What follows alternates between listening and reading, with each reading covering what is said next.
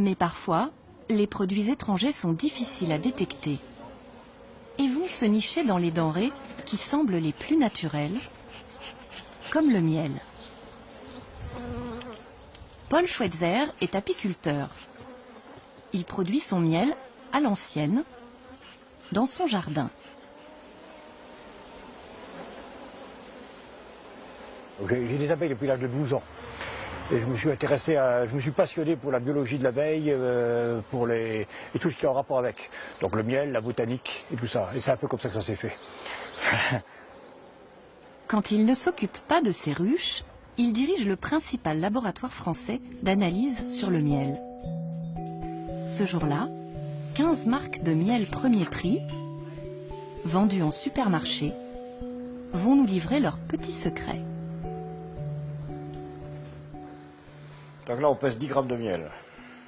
Le but, c'est de vérifier si le miel n'a pas subi un traitement thermique trop important. Mais il va surtout vérifier l'origine du miel, en analysant au microscope les grains de pollen. C'est un miel d'origine chinoise.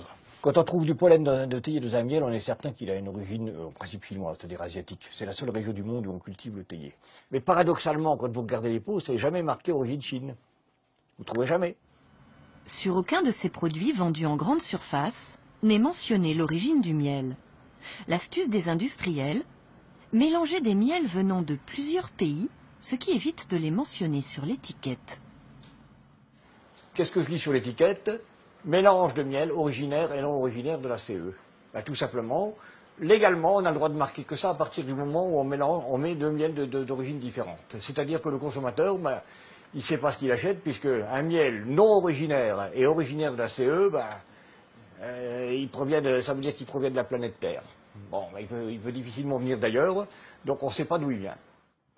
Bilan, 1 pot sur 3 de miel premier prix contient du miel chinois. Et ce n'est pas tout.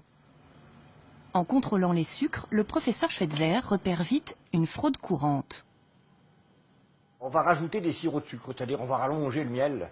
C'est ce qu'on appelle une adultération, c'est-à-dire si vous prenez une certaine quantité de miel que vous rajoutez autant de sucre dedans, ben vous doublez la quantité de miel, entre guillemets, à vendre, et comme la valeur marchande des sucres est beaucoup plus faible que celle que le miel, vous faites une opération, financièrement, c'est une opération juteuse, quoi.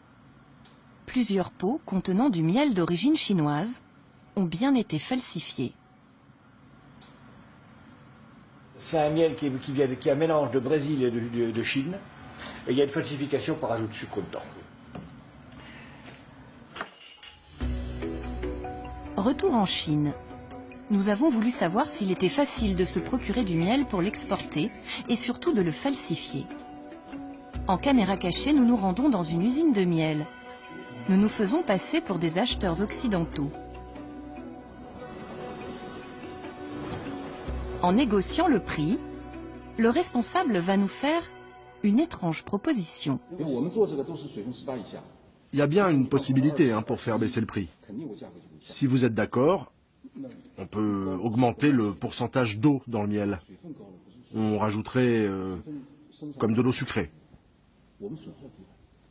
Vous voulez dire que vous êtes en mesure de le faire? Si c'est ce que vos clients veulent.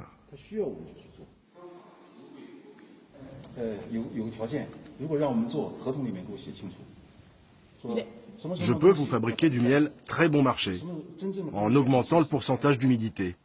Mais à condition que vous le marquiez dans le contrat. Sinon, je ne le fais pas. Je prends un trop gros risque. Certains fraudeurs chinois ne se contentent plus de rajouter de l'eau sucrée. Ils sont aujourd'hui capables de créer artificiellement du miel de synthèse. Le professeur Schweitzer va nous en faire la démonstration. On va faire un faux miel du Gâtinais, c'est une appellation française. C'est un des miels pour lequel il est plus facile de faire un faux. Il faut du sucre, 4 grammes de glucose, 3,9 grammes de fructose. encore du sucre, toujours du sucre. Il y a également du maltose et de l'isomaltose. Au total, 6 sucres différents. Tous ces sucres, on les trouve facilement? C'est vraiment les sucres bateaux qu'on trouve les moins chers de la chimie. Rajoutez une goutte d'acide gluconique, normalement produit par les abeilles, 1 ou 2 enzymes, de l'eau et quelques grains de pollen pour faire plus vrai. Je mélange le tout. Chauffé à feu doux, le faux miel est prêt. Ce produit-là ressemble à du miel, mais ce n'est pas du tout du miel, il n'y a pas 1 gramme de miel là-dedans. Par contre, on l'a analysé et il est conforme sur tous les critères légaux. Quand on fait des analyses de miel d'origine chinoise, certains manifestement sont faits avec les méthodes-là. En sachant que c'est même plus performant que ce que je viens de bricoler là, hein, puisque c'est fait à l'échelle industrielle avec des contrôles tout au long de la fabrication et tout, où on arrive à faire des produits qui ressemblent parfaitement au miel.